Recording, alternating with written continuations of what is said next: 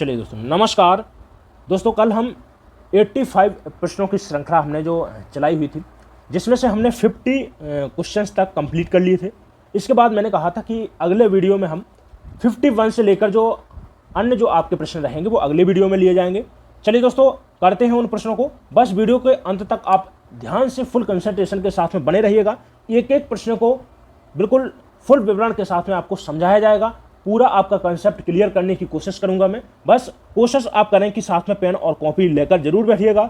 इन प्रश्नों को हम फटाफट ही करेंगे और ज़्यादा से ज़्यादा 30 मिनट के अंदर ही हमें कंप्लीट करना है। तो बस पेन और कॉपी साथ में लेकर बैठिएगा और जो भी महत्वपूर्ण पॉइंट आपको बताए जा रहे हैं, जहाँ पर भी आपका कॉन्सेप्ट वीक हो रहा है, वो आप जरूर नोट कर लीजिएगा, ठीक है। और साथ में एक काम जरूर करना है आपको कि अपने दोस्तों तक, भाई बहन तक ये वीडियो को शेयर जरूर करें ताकि हर बच्चे इस वीडियो का लाभ उठा सकें, ठीक है। चलिए बढ़ते हैं प्रश्नों की ओर और इसी सीरीज का हमारे सामने यहाँ पर 51वां क्वेश्चन है। चलिए देखिए, प्रश्न है, कह रहा है कि निम्न शब्दों में कौन सा शब्द यहाँ पर विशेषण है, बताइएगा। देखिए, निम्न शब्दों में कौन सा शब्द यहाँ पर विशेषण है। ए ऑप्शन कह रहा है कि शीतलता। शीतलता क्या है बेटा, एक यहाँ पर क्या है, संज्ञा है। नम्रता भी एक संज्ञा है। मिठास भी क्या है, एक संज्ञा है। कौन सी है, भाववाचक संज्ञा है। कौन सी है, भाववाचक संज्ञा है। भाववाचक संज्ञा मैंने कल ही बताया है कि जहां पर भी भाव, अवस्था, गुण, दशा, ठीक है, का बोध हो यदि, तो वहां पर जो संज्ञा होगी, वहां पर कौन सी संज्ञा होगी, भाववाचक संज्ञा होगी। लेकिन देखिए यहां पर सच्चा,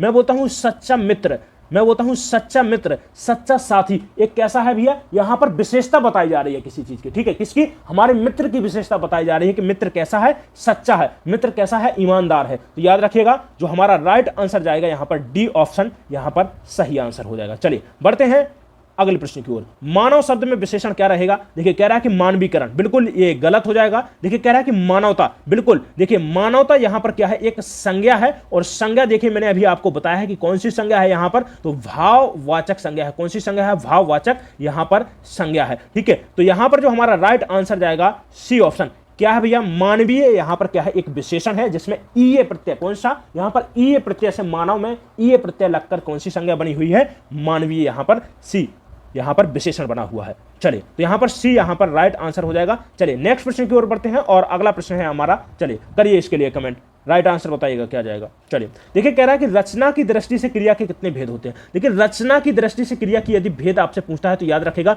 दो भेद होते हैं। एक होता है अकर्मक क्रिया, क्या होता है, एक होता है अकर्मक क्रिया और जो दूसरा भेद होता है सकर्मक क्रिया, ठीक है। जो कर्म के साथ में है, ठीक है, जिस वाक्य में आपको कर्म देखने को मिलेगा, क्रिया के साथ में कर्म जुड़ा हुआ मिले, उसे क्या बोलते हैं, सकर्मक क्रिया। और जिसके साथ में कर्म जुड़ा हुआ ना मिले उसे क्या बोलते हैं, अकर्मक क्रिया। लेकिन कुछ कुछ वाक्य ऐसे होते हैं जिनमें क्या है, हमें कर्म स्पष्ट तौर पर दिखाई नहीं देगा। जैसे मैं बोलता हूं कि राम खा रहा है, मैं बोलता हूं राम खा रहा है, खा रहा है। तो देखिए यहां पर यदि मैं आपसे कर्म पूछूं कि कर्म क्या है, तो आप नहीं बता पाएंगे क्योंकि स्पष्ट तौर पर इसमें कर्म नहीं दिख रहा। लेकिन कैसी क्रिया है यहां पर, कैसी है, एक सकर्मक क्रिया है। सकर्मक क्रिया कैसे है, क्योंकि देखिए राम कुछ ना कुछ तो खा रहा है, ठीक है। इसका मतलब है कि यहां पर कर्म निश्चित तौर पर उपलब्ध होगा, ठीक है। तो याद रखिएगा, यदि आपको कर्म नहीं दिख रहा है तो याद रखना है, आपको कर्म ढूंढना पड़ेगा। आपको तो कैसा है, आपको क्या करना है, सकर्मक जब भी पहचानना है आपको, अब क्या करना पड़ेगा, आपको क्रिया से क्वेश्चन करना पड़ेगा।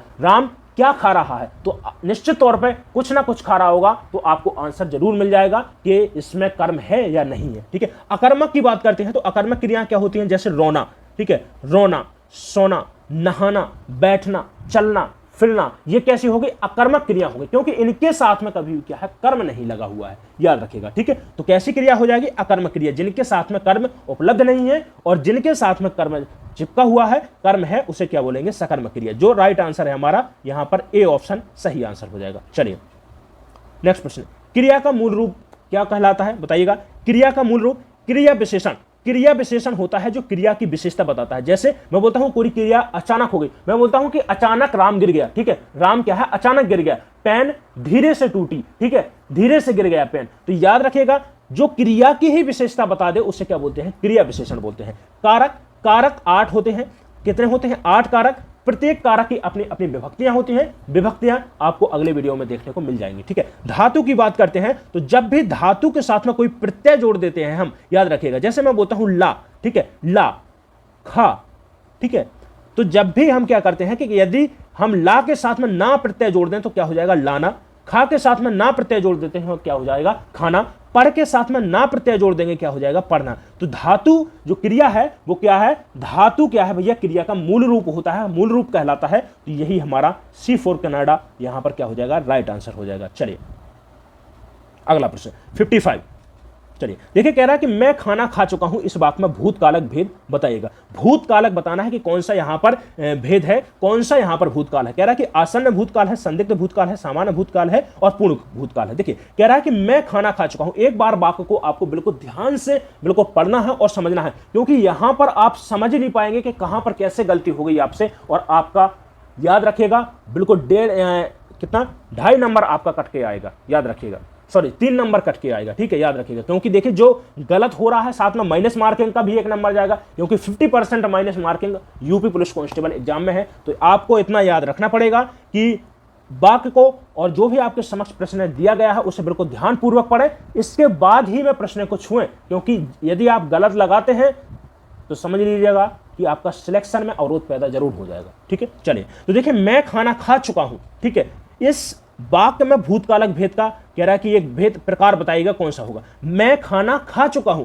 इसका मतलब है कि मैं खाना क्या है, हाल ही में, और जब भी देखिए क्या है कि क्या है, ये क्रिया कैसी हो रही है, हाल ही में, और जब भी क्रिया क्या है तुरंत अभी थोड़ी देर पहले हुई हो, हाल ही में समाप्त हुई हो, उसे क्या बोलते हैं, आसन्न भूतकाल बोलते हैं। जो क्रिया हाल ही में, ठीक है, अभी खत्म हुई हो, उसे क्या बोलते हैं, आसन्न भूतकाल। संदिग्ध भूतकाल, जैसे वह जा चुका होगा, ठीक है, राहुल जा चुका होगा। तो देखिए संदिग्ध, जहां पर भी संदेह की भावना प्रकट हो रही हो वहां पर क्या होता है, संदिग्ध भूतकाल होता है। दोनों इंपॉर्टेंट है, दोनों को याद रखेगा। हमारा राइट आंसर जाएगा ए फॉर अमेरिका, यहां पर option A is the right answer. चलिए नेक्स्ट प्रश्न है, चलिए 56, आसक्त का विलोम होगा। चलिए आसक्त का विलोम क्या हो जाएगा, विरक्त हो जाएगा, क्या हो जाएगा, आसक्त का विलोम क्या हो जाएगा, विरक्त हो जाएगा। ऑप्शन यहां पर बी राइट आंसर। नेक्स्ट प्रश्न है 57, कह रहा है कि निम्न में से किस वाक्य में अकर्मक क्रिया है। अभी मैंने बताई है, इस प्रश्न का आप कमेंट बॉक्स में उत्तर दीजिएगा कि इसका राइट आंसर क्या होगा। चलिए बताइएगा। देखिए पहला ए ऑप्शन कह रहा है कि मैंने उसे पुस्तक दी, मैंने उसे पुस्तक दी, बिल्कुल कर्म इसमें क्या है, उपलब्ध है, पुस्तक यहां पर क्या है, कर्म है। कह रहा है कि उसकी कमीज है, उसकी क्या है, कमीज यहां पर क्या है, एक कर्म है, ठीक है। श्याम भात खाता है, भात क्या है, यहां पर कर्म है, क्रिया यहां पर खाना है। लेकिन ज्योति रोती है, देखिए रोना हो गया, सोना हो गया, ठीक है, चलना हो गया, फिरना हो गया, जाना हो गया, ठीक है, जाना नहीं, ठीक है, क्या है, रोना हो गया, हंसना हो गया। ये क्या है बेटा, जो स्वाभाविक क्रियाएं होती है, क्या होता है, जो स्वभाव में मनुष्य के झलकता है, जो स्वभाव होता है, उससे क्या बोलते हैं हम, उससे क्या है, अकर्मक के तौर पर मानते हैं। तो यही हमारा डी ऑप्शन यहां पर क्या हो जाएगा, राइट आंसर हो जाएगा, ठीक है। चलिए नेक्स्ट क्वेश्चन, अविकारी शब्द बताइएगा कौन सा होगा। देखिए सर्वनाम, सर्वनाम क्या होते हैं बेटा, अविकारी शब्द होते हैं। कैसे होते हैं, अविकारी शब्द होते हैं जिनमें लिंग वचन कारक पुरुष का किसी भी प्रकार से फर्क नहीं पड़ता है। अविकारी का मतलब अपरिवर्तनशील होते हैं, जो उन्हें क्या बोलते हैं, अविकारी शब्द बोला जाता है। अव्यय भी एक क्या है, अविकारी शब्द है। लेकिन देखिए कह रहा है कि अविकारी शब्द होता है, क्या होता है, सॉरी एक मिनट, थोड़ा सा यहां पर मिस्टेक हो रहा है। चलिए देखिए, अविकारी शब्द पूछा है जिनमें क्या है, परिवर्तन ना हो। चलिए तो देखिए विशेषण क्या है, काला, जैसे मैं बोलता हूं काला, काला का क्या हो जाएगा, काली भी हो जाएगा, ठीक है। मतलब लिंग वचन पुरुष में परिवर्तन हो रहा है तो क्या है, एक विकारी शब्द है।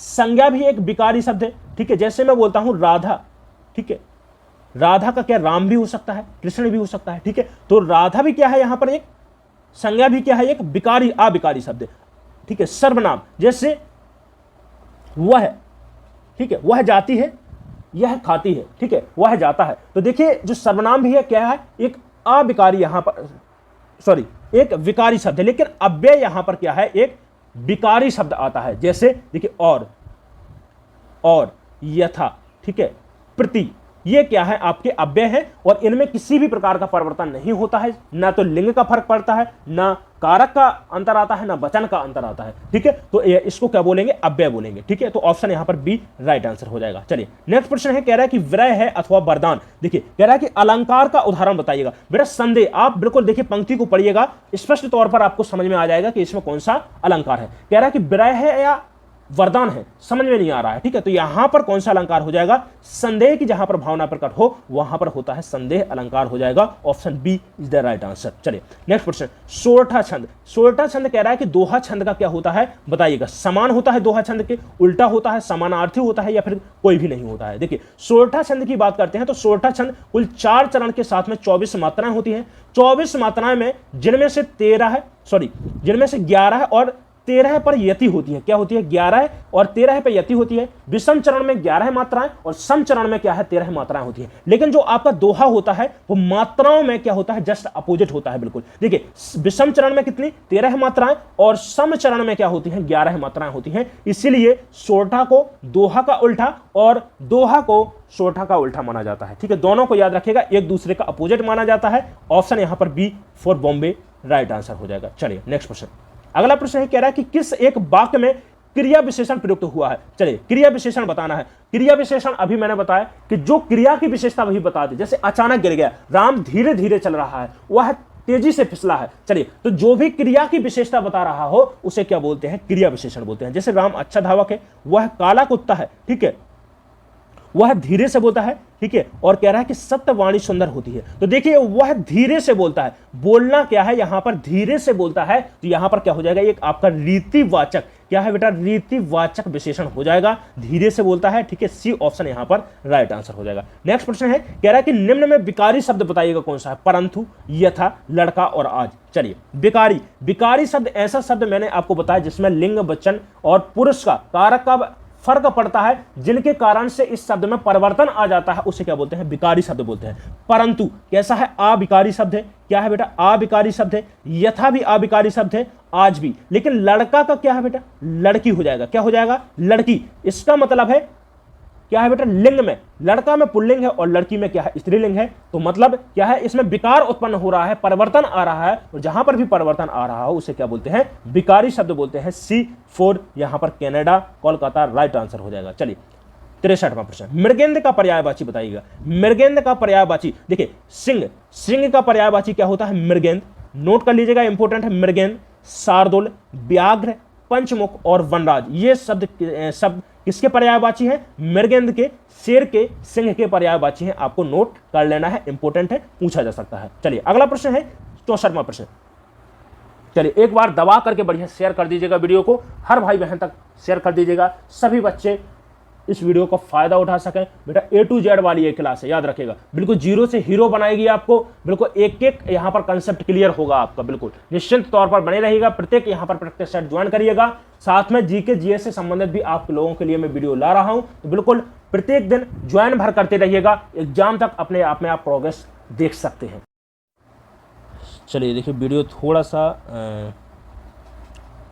रुक गया था, चलिए कोई बात नहीं। चलिए नेक्स्ट प्रश्न है, बरवे छंद के प्रत्येक चरण में कह रहा कि मात्राएं बताइएगा। बरवे को देखिए, बरवे से बहुत अच्छा प्रश्न बनता है, इंपोर्टेंट है। जो बरवे छंद है ये कैसा अर्ध सम्मात्रक छंद है, याद रखिएगा, कैसा अर्ध सम्मात्रक छंद है। अर्ध सम्मात्रक छंद में देखिएगा क्या है, इसमें 12 आपकी विषम चरण में मात्राएं, ठीक है, 12 क्या होती हैं, विषम चरण में मात्राएं, और 7 मात्राएं होती हैं सम चरण में, ठीक है, याद रखिएगा। कैसी, 12 विषम चरण में, सम चरण में होती हैं 7 मात्राएं, और कुल मात्राओं की बात करें तो कुल मात्राएं होती हैं 19। बरवे छंद जो है आपका बेटा, जो बरवे छंद है ये क्या है, अवधि का, क्या है बेटा, इसको अवधि का निजी छंद की संज्ञा दी गई है, अवधि का निजी छंद की इसको संज्ञा दी गई है। और यदि आपसे पूछता है कि बरवे छंद के जनक किसको कहा जाता है, तो रहीमदास जी को बरवे छंद का जनक कहा जाता है। B4 बॉम्बे यहां पर राइट आंसर हो जाएगा, ऑप्शन बी के साथ में सही आंसर जाएगा। चलिए नेक्स्ट क्वेश्चन, माया दीपक नर पतंग भ्रम भ्रमी ईवई पड़त में अलंकार बताना है कि कौन सा है। चलिए देखिए, कह रहा है कि उपमा अलंकार है, यमक है, रूपक है, श्लेष है। देखिए जब भी आपको क्या है कि जब भी उपमेय उपमान में कोई अंतर ना समझ में आए, ठीक है, उपमेय और उपमान में अंतर समझ में ना आए, कहने का मतलब है कि उपमेय को ही क्या है, उपमान मान लिया जाए। जैसे देखिए माया दीपक नर पतंग, माया दीपक नर पतंग, माया को ही दीपक और नर को ही यहां पर क्या है, पतंग मान लिया गया है, ठीक है। क्या है, माया को दीपक की संज्ञा, ठीक है, और नर को यहां पर पतंग की संज्ञा दी जा रही है। कह रहा है कि भ्रमी भ्रमी ईवे पड़त, ठीक है, याद रखेगा। तो जहां पर भी आपको क्या हो कि उपमेय को उपमान मान लिया जाए वहां पर होता है रूपक अलंकार। और इसके लिए मैं आपको ट्रिक बता दूं कि जहां पर भी आपको ये योजक चिन्ह के साथ में दो शब्द जुड़े हुए मिले, वहां पर आप आंख मूंद करके रूपक अलंकार लगाइएगा, बिल्कुल आपका राइट आंसर जाएगा। सी ऑप्शन यहां पर हमारा सही आंसर हो जाएगा, रूपक अलंकार। नेक्स्ट प्रश्न है, कह रहा है कि गरीबों को वस्त्र दो, वाक्य में कारक बताइएगा। चलिए देखिए, गरीबों को वस्त्र दो, वाक्य में कारक क्या होगा? देखिए, जब भी किसी को कोई चीज दी जा रही हो तो याद रखिएगा, किसी को कोई चीज दी जा रही हो वहां पर जो कारक हो जाएगा कौन सा? संप्रदान कारक हो जाएगा। इसका मतलब है कि गरीबों के लिए वस्त्र दिए जा रहे हैं तो यहां पर जो कारक होगा संप्रदान कारक हो जाएगा। ठीक है, चलिए ऑप्शन बी राइट आंसर जाएगा। अगला प्रश्न, चलिए नेक्स्ट प्रश्न है, कह रहा है कि मन के विकार को क्या बोलते हैं? अनुभाव बोलते हैं, विभाव, संचारी भाव या फिर भाव बोलते हैं। देखिए, मन के विकार को क्या बोला जाता है? मन के विकार को संचारी भाव बोलते हैं। और जो संचारी भाव होते हैं इनकी कुल संख्या कितनी होती है? 33 होती है, ये भी आपको नोट कर लेना है। चलिए 68, वाच्य कितने प्रकार के होते हैं? वाच्य कितने प्रकार के होते हैं? कह रहा है कि 4, 5, 8 और 3 प्रकार के। देखिए, वाच्य क्या है? एक कहने का तरीका है, किसी वाक्य को किस प्रकार से कहें, अपनी बात को किस तरीके से कहें, इसे क्या बोलते हैं? वाच्य बोलते हैं। जो वाच्य होते हैं वो 3 प्रकार से होते हैं। कर्तवाच्य क्या होता है? कर्तवाच्य, कर्मवाच्य, ठीक है, और भाववाच्य। जब भी क्रिया कर्ता के अनुसार चले कर्तवाच्य, कर्म के अनुसार चल रही है कर्मवाच्य, और यदि भाव प्रधान हो या फिर क्रिया स्वयं के अनुसार चल रही हो, केवल स्वयं के रूप का पालन कर रही हो, उसे क्या बोलते हैं? हम भाववाच्य बोलते हैं। तो जो वाच्य है हमारे कितने? 3 प्रकार के होते हैं। डी ऑप्शन यहां पर राइट आंसर जाएगा। चलिए नेक्स्ट प्रश्न, स्थायी भावों की कुल संख्या, स्थायी भावों की कुल संख्या कितनी होती है? 9 है, याद रखिएगा। ऑप्शन यहां पर डी सही आंसर हो जाएगा।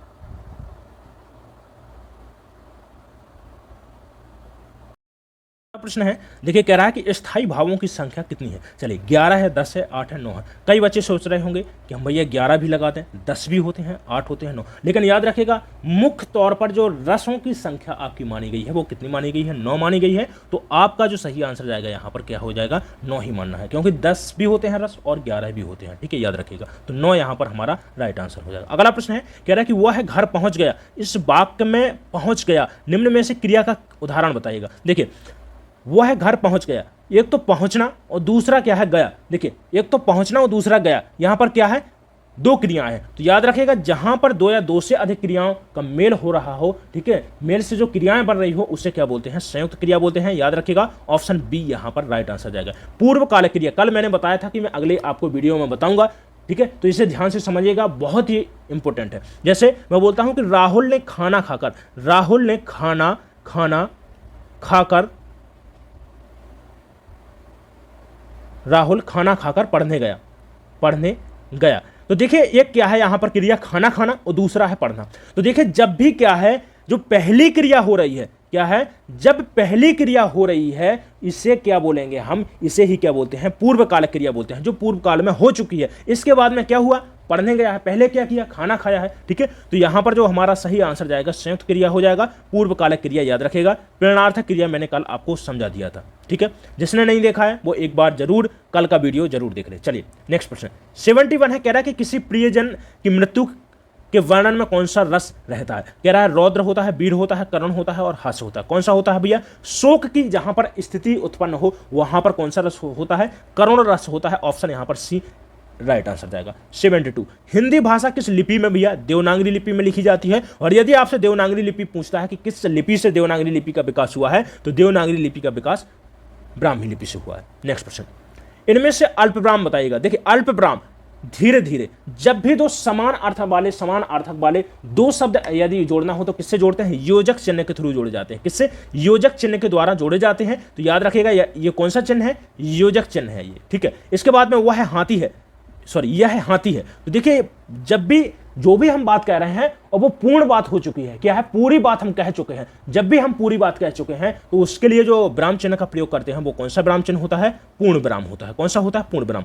वह रोज आता है। ठीक है, जब भी कोई बात हमें बोला, हम बोलते हैं कि वह रोज आता है, इसके बाद चला जाता है। तो जब भी हमें कम समय के लिए थोड़ा सा कहीं पर रुकना पड़े, वहां पर जो विराम चिन्ह का प्रयोग किया जाता है, अल्प विराम प्रयोग किया जाता है, और यही हमारा क्या हो जाएगा? सी फॉर कनाडा राइट आंसर हो जाएगा। चलिए नेक्स्ट प्रश्न, चलिए कमेंट करें इसके लिए। कह रहा है कि अपना किया पाना, मुहावरे का अर्थ बताइएगा। अपना किया पाना, भैया जो किया है वही मिलेगा आपको। ठीक है, कहते हैं जो कर्म करोगे वही भोगना पड़ जाएगा आपको। C4 यहां पर सी राइट आंसर हो जाएगा। चलिए नेक्स्ट प्रश्न, तरुण का विपरीतार्थक, देखिए आपने पढ़ा होगा तरुण पत्तियां, जो आप तरुण पत्तियां, जो तरुण होता है, तरुण का मतलब होता है नौजवान, यहां पर तरुण का अर्थ निकल रहा है किससे, नौजवान से। तो इसका जो यहां पर विपरीत अर्थक अर्थ निकलेगा किसके लिए, वृद्ध। तरुण का जो यहां पर विलोम हो जाएगा, अर्थ विपरीत अर्थ हो जाएगा, वो क्या हो जाएगा, वृद्ध हो जाएगा, जिसे हम क्या है पुराने के रूप में यहां पर मान लेते हैं। चलिए ऑप्शन यहां पर ए राइट आंसर। नेक्स्ट प्रश्न है, कह रहा है कि इनमें से, ठीक है, अर्थ के एक यहां पर शब्द दिया गया है अर्थ, और कह रहा है कि अर्थ के अनेक अर्थक शब्द क्या हो जाएंगे। तो देखिए कह रहा है सत्य जल धर्म, कारण मतलब धन, रहत दीन उद्देश्य, और कह रहा है सूर्यप्रिय सहयोगी। बिल्कुल ये क्या है, तीनों गलत हो जाएंगे। और देखिए अर्थ का क्या होता है, कारण, एक अर्थ का मतलब निकलता है मतलब, जैसे कि मैंने अभी मतलब बोला, ठीक है, और एक निकलता है धन, धन के लिए भी अर्थ का प्रयोग किया जाता है। तो यहां पर बी के साथ में राइट आंसर जाएगा, बी फॉर बॉम्बे, यहां पर राइट आंसर हो जाएगा। मदन सलाका, मदन सलाका कह रहा है किसका पर्यायवाची है, तो मदन सलाका भैया किसका पर्यायवाची है, कोयल का पर्यायवाची है। किसका है, कोयल का पर्यायवाची है। देखिए कौन कौन से पर्यायवाची कोयल की याद रखना है, एक तो है बसंत दूत, कौन सा है, वसंत दूत, ठीक है, दूत एक याद रखिएगा,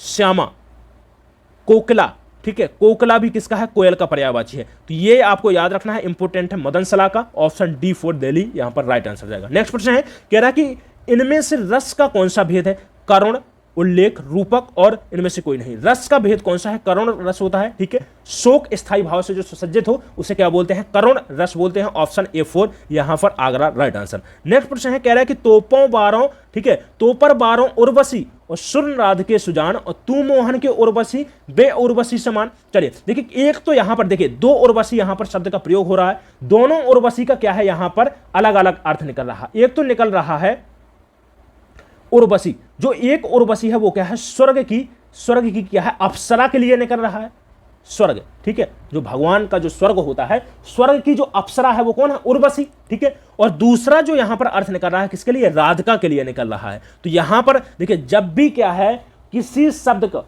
शब्द की पुनरावृत्ति हो, ठीक है, एक से अधिक बार कोई शब्द आए और उस शब्द का अर्थ प्रत्येक बार अलग हो, ठीक है, जितने बार वो शब्द आ रहा है उसका अर्थ भी हर बार बदल जा रहा है, तो वहां पर जो आपका अलंकार होगा कौन सा हो जाएगा, यमक अलंकार हो जाएगा, option A for Agra is the right answer. चलिए नेक्स्ट प्रश्न है, कह रहा है कि जुगुप्सा कौन से रस का स्थायी भाव है। चलिए शांत की बात करते हैं, तो शांत का होता है निर्वेद, क्या होता है, निर्वेद होता है। करुण का शोक होता है, अद्भुत का होता है, ठीक है, अद्भुत का होता है भय होता है, और विभत्स का होता है जुगुप्सा, क्या होता है, जुगुप्सा होता है, यही हमारा राइट आंसर हो जाएगा। चलिए नेक्स्ट प्रश्न, अगला प्रश्न है, कह रहा है कि छंद की रचना किसके द्वारा होती है, स्वर के समायोजन से, गणों के समायोजन से, ध्वनि के समायोजन से, और इनमें से कोई नहीं। तो देखिए छंद की जो रचना होती है वो गणों के समायोजन से होती है, ठीक है। यदि आपसे पूछता है कि कुल गण कितने होते हैं, तो कुल गण होते हैं 8 होते हैं, याद रखना है आपको। देखिए जैसे जगण हो गया, तगण हो गया, रगण हो गया, भगण हो गया, ये आपने सुना होगा, ठीक है। तो कितने गण होते हैं, 8 होते हैं, और गणों के समायोजन से ही छंद की रचना की जा सकती है, ऑप्शन यहां पर B for Bombay is the right answer. चलिए नेक्स्ट प्रश्न, 82वां प्रश्न है, कह रहा है कि दुरत दुख दैन्य न थे जब ज्ञात, अपरिचित जरा मरण भूप्रात, ठीक है। पंक्ति के रचनाकार कौन है भैया, तो सुमित्रा नंदन पंत जी की ये रचना है, बहुत ही इंपॉर्टेंट है, याद रखिएगा, सुमित्रा नंदन पंत जी की रचना है, C4 यहां पर कनाडा राइट आंसर हो जाएगा। चलिए नेक्स्ट प्रश्न है, कह रहा है कि खल का पर्यायवाची बताइएगा। खल का पर्यायवाची क्या होता है, दुष्ट। कह रहा है कि यार तू बहुत खल रहा है मुझे, बोलते हैं ना, तुम बहुत खल रहा है मुझे, खल रहा है मतलब तुम बहुत ही बेकार हो, दुष्ट हो, नीच हो, अधम हो। तो ये सभी क्या है, राइट आंसर हो जाएगा, खल के पर्यायवाची, ऑप्शन यहां पर डी राइट आंसर हो जाएगा। चलिए अगला प्रश्न है, 84वां प्रश्न, कह रहा है कि किस रस को रसराज कहा जाता है। तो रसराज की जो उपाधि है वो किसको, श्रृंगार रस की उपाधि दी गई है, याद रखिएगा।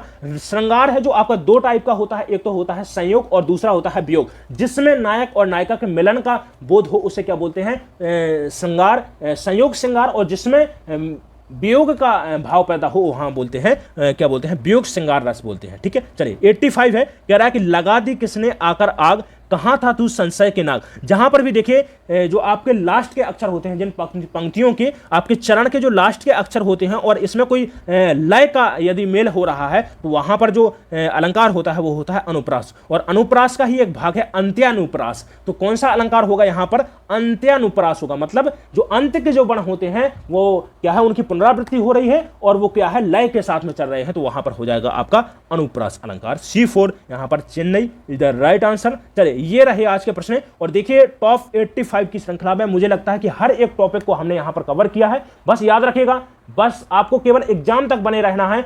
बिल्कुल समझ लीजिएगा, एक एक यहां पर कॉन्सेप्ट क्लियर कर दिया जाएगा, एक एक टॉपिक आपको इतने मजबूती से समझाया जाएगा। बिल्कुल समझ लीजिएगा कि एग्जाम में आपको बिल्कुल कहीं पर भी रुकने की आवश्यकता नहीं होगी। ताकि आप देखिए, यदि आपका हिंदी और जीके जीएस आपका यदि अच्छा रहेगा तो याद रखिएगा आपका जो रीजनिंग है, मैथमेटिक्स है, ये आपका बिल्कुल धमाकेदार तरीके से आपका पेपर जाएगा। बिल्कुल आपको इनको बहुत ज़्यादा समय मिल जाएगा। क्योंकि देखिए जितने जल्दी हम हिंदी कर लेंगे और जीके जीएस का पोर्शन निपटा सकेंगे, उतने ही जल्दी हमें क्या है, उतने ही ज़्यादा हमें मैथ के लिए और रीजनिंग के लिए टाइम मिल जाएगा। देखिए मैथ और रीजनिंग ऐसे हैं बेटा, सिलेक्शन के लिए जिम्मेदार नहीं है। सिलेक्शन यदि आपको चाहिए तो आप हिंदी और जीके और जीएस अच्छा तगड़ा रखिए। और याद रखिएगा जितना जीके जीएस और हिंदी आपका कंप्लीट होगा, उतने ही आपके ज्यादा सिलेक्शन के चांस बनेंगे। ठीक है, तो चलिए मिलते हैं अगले वीडियो में। सभी लोगों को राम राम, मिलते हैं अगले वीडियो में। एक बार वीडियो को शेयर जरूर कर दीजिएगा हर भाई बहन के पास में, और वीडियो को लाइक करना ना भूलें। यदि आपने अभी तक चैनल को सब्सक्राइब नहीं किया है, चैनल पर नए हैं तो चैनल को सब्सक्राइब कर लें, साथ में बेल आइकन को प्रेस करके जाइएगा। प्रतिदिन आपको हिंदी और जीके जीएस से संबंधित वीडियो मिलती रहेंगी। चलिए मिलते हैं अगले वीडियो में, धन्यवाद।